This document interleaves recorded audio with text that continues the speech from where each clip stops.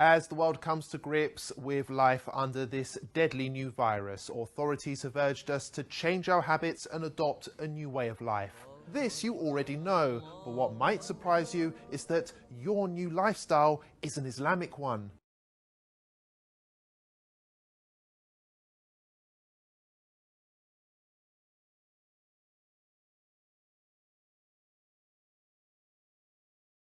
Muslims believe that the Quran is both a holy text and a guide on how to live a healthy and productive life.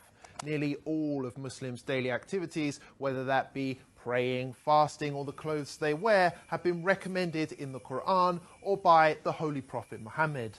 And for years, many of these practices have been ridiculed by non-Muslims who accuse them of being backwards, weird, or straight up offensive.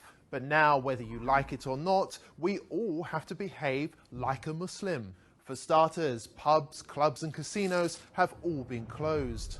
In some cases, medical experts urged for a complete halt on alcohol consumption because it makes the virus worse, prompting some countries to ban its sale outright. People are prioritizing hygiene and washing more regularly throughout the day, just as Muslims wash before their 5 daily prayers. It's even become socially acceptable not to shake hands, a typical Muslim practice between men and women, which was often branded insulting in Western culture.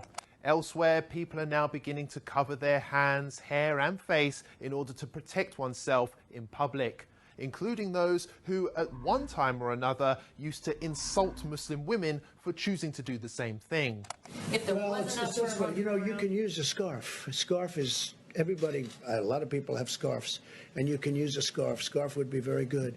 And my feeling is if people want to do it, there's certainly no harm to it. I would say do it, but use a scarf if you want.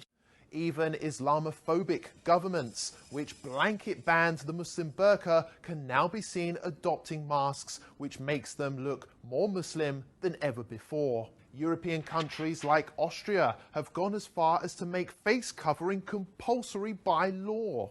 And the face veil, covering, has turned out to be so beneficial that London aims to make it compulsory for all in shops and on public transport going forward.